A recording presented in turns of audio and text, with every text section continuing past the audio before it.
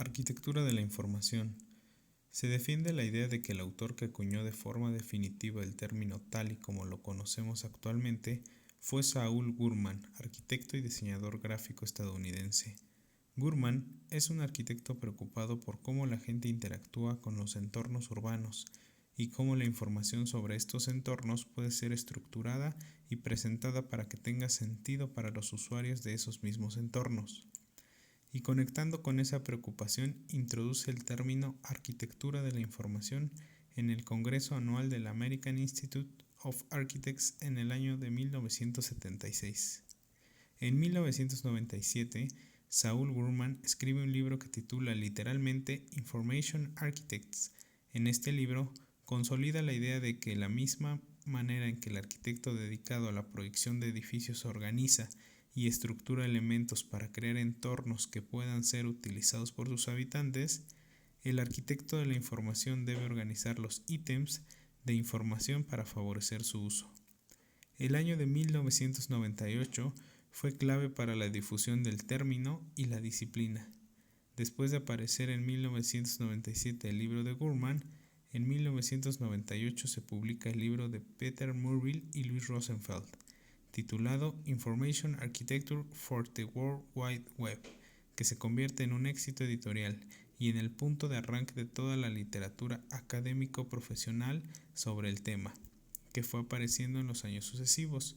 En muy poco tiempo el libro se convirtió también en el manual de referencia de aquellos profesionales que querían llevar a la práctica proyectos de arquitectura de la información.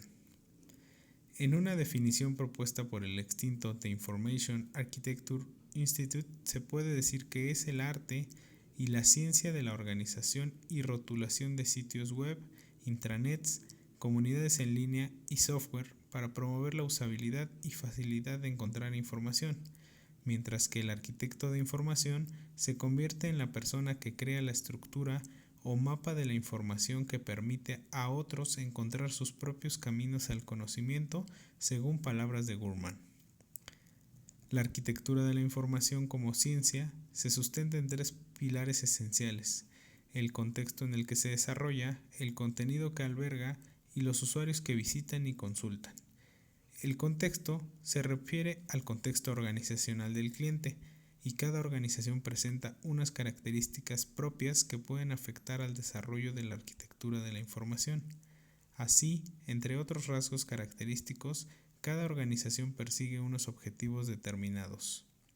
Se encuentra regida por una cultura concreta o posee unas infraestructuras propias que pueden determinar el desarrollo arquitectónico. En pocas palabras, en este pilar se especifica el modelo de negocio.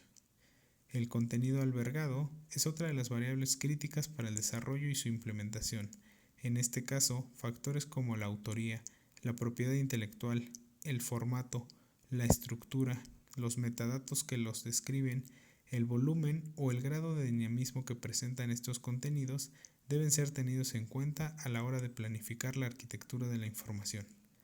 La tercera columna sobre la que se sustenta una buena arquitectura de la información son los usuarios que visitan y consultan, y es importante tener en cuenta quién es la audiencia, sus necesidades, comportamientos, es decir, ser empáticos con el usuario final al momento del diseño de la arquitectura.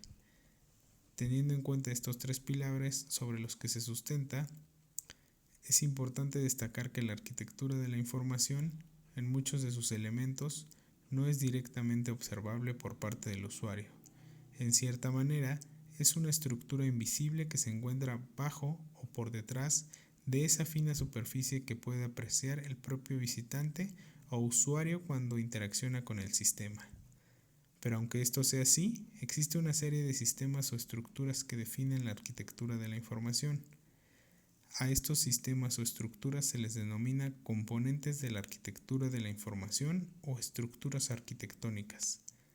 Los principales componentes de la arquitectura de la información que suelen identificarse son los siguientes. Los sistemas de organización. Son sistemas para estructurar y organizar los contenidos. Acostumbran a construirse mediante la clasificación a partir de uno o varios criterios concretos, como por ejemplo el tema sobre el que hablan, la fecha de creación o la audiencia a la cual van dirigidos.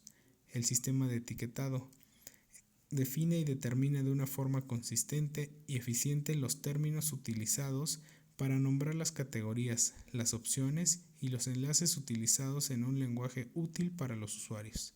El sistema de navegación nos permite como visitantes movernos de una forma cómoda por las diferentes secciones y páginas que componen un sistema.